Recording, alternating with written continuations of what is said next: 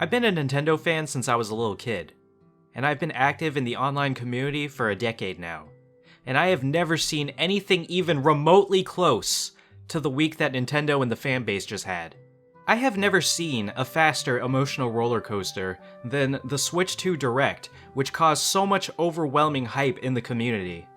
Immediately followed up by the reveal of the Mario Kart World price, that just destroyed all of that momentum and all of that joy for so many people in an instant.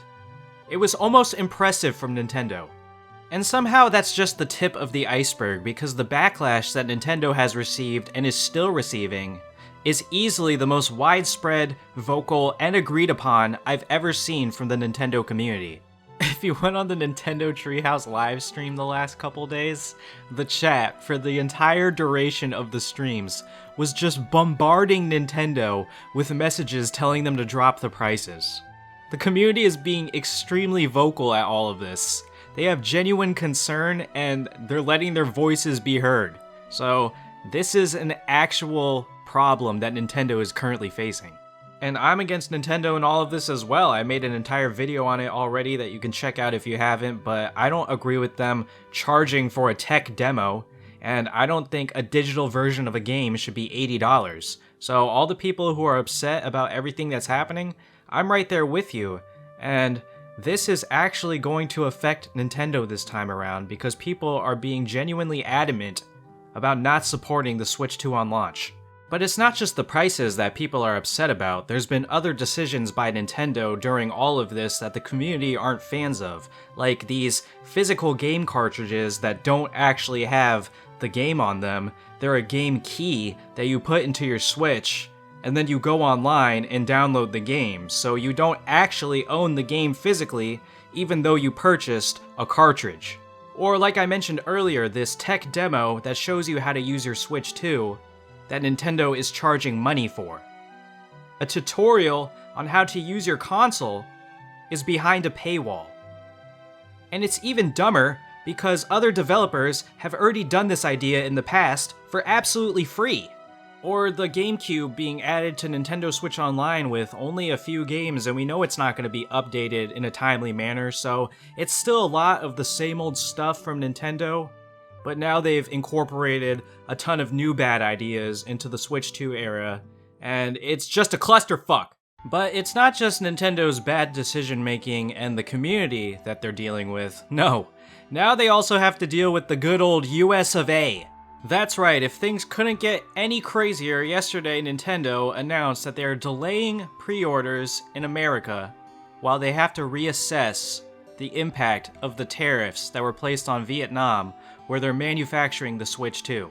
Now, a lot of you are probably thinking, well, then that's the price that they set before the tariffs, that $450 is the base price of the Switch 2. And from my understanding, it could be that Nintendo expected like a 10 to 20% tariff, and that $450 price includes the cost to cover a 10 to 20% tariff, but the tariff ended up being 46%. So if Nintendo did price the Switch 2 at $450 based on that prediction, we could potentially be seeing that price quadrupled. That's like doomsday scenario, so don't freak out yet, because we don't know how this is going to actually play out, but based on the fact that Nintendo delayed pre-orders in the United States, that tells me that something happened that they didn't anticipate, and now they need more time to reassess their next move, which could potentially be further increasing the price of the Switch 2, which would really just be a death blow to Nintendo, because if the console and Mario Kart are reaching upwards of $600, there's going to be a lot of families and people who just can't justify purchasing this console at launch. So between the Direct Day debacle and the protests from the community and the stuff with the tariffs, this has become kind of a nightmare scenario for Nintendo. I know that they're still looking forward to a strong launch because people will still be buying the Switch 2 in Mario Kart World. It's inevitable. But the community being this vocal this time around might actually inspire some real change with Nintendo. So keep being vocal if you're passionate about this, and don't let anyone tell you how you should feel, because your situation is not the same as their situation and vice versa. So yeah, we're just gonna have to see how this all plays out.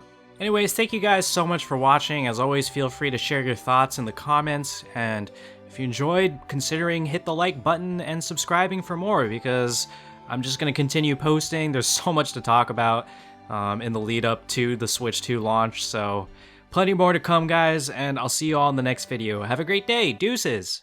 We should have known something was up when they didn't show the prices during the Direct. That was almost as weird as only showing 3 seconds of Silk Song!